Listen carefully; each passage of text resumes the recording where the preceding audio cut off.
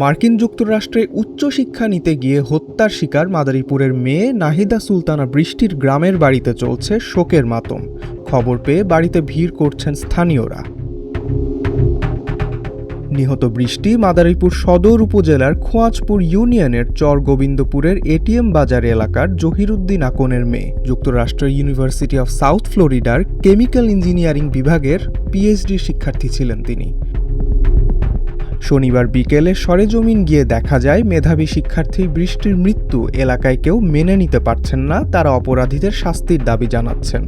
আমার বোন হয়, চাচাতো বোন হচ্ছে আপু নোয়াখালী থেকে এইচএসসি কমপ্লিট করার পর আপনার স্কলারশিপ পাইয়া ভালো স্টুডেন্ট, তো সেই ক্ষেত্রে আমেরিকা গেছে পড়াশোনা করতে, যুক্তরাষ্ট্রে ফ্লোরিডার ইউনিভার্সিটিতে পড়তো। তো ওইখানে তার ওই ফ্রেন্ড না কি হয় জামিল ভাইয়া, তার সাথে বের হয়েছিল ওইখান থেকে নিরুদ্দেশ। এখন সে একটা ভালো স্টুডেন্ট, এখন তাকে যে এইভাবে নির্মমভাবে হত্যা করা হয়েছে, আমরা এটার বিচার চাই সুষ্ঠুভাবে।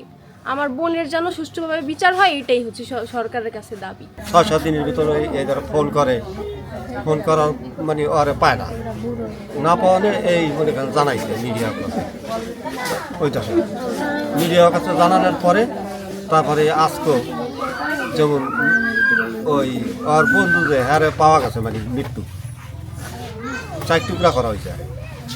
তারপরে আমার ভাই বেটা ও যেমন তদন্ত করিয়া ইঞ্জিনিয়ার, তো তদন্ত করার পর বন্ধু বান্ধব আছে ওইটাছে তাদের সাথে আলাপ করার পরে তারপর ওর মরদেহ ওখানে পাওয়া গেছে। এখন যেভাবে হোক দ্রুতভাবে এটার আমরা বিশ্বাস চাই। 16 তারিখ হইতে এই 25 তারিখ থেকে নিখোঁজ। তারপর হ্যার ভাই করিয়া হ্যার লাশ উদ্ধার করতে পারে না, খোঁজ পাইছে। খোঁজ পাওয়ার পর এখন আমরা এটার মেয়েরার আর কি আমরা লাশটা চাই, আর আমরা সুস্থভাবে হত্যাকাণ্ডের বিচারটা চাই। অনেক গর্ব, অনেক মাতার বেদাও ভালো, অনেক ফ্যামিলি ভালো। আমরা তার এই মৃত্যুর জন্য তাকে ফাঁসি চাই, আর আমরা মৃত্যুর লাশ চাই। বৃষ্টির বাবা জহিরুদ্দিন আকন বহু বছর ধরে রাজধানীর মিরপুরে বসবাস করছেন, চাকরি করেন মিড লাইফ ইন্স্যুরেন্সে।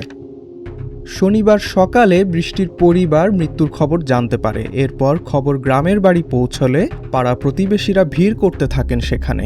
তারা কেউ বৃষ্টির এই অকাল প্রয়াণ মেনে নিতে পারছেন না। অপরাধীদের দ্রুত শাস্তির দাবি জানিয়েছেন তারা। ডেস্ক রিপোর্ট, আজকের পত্রিকা।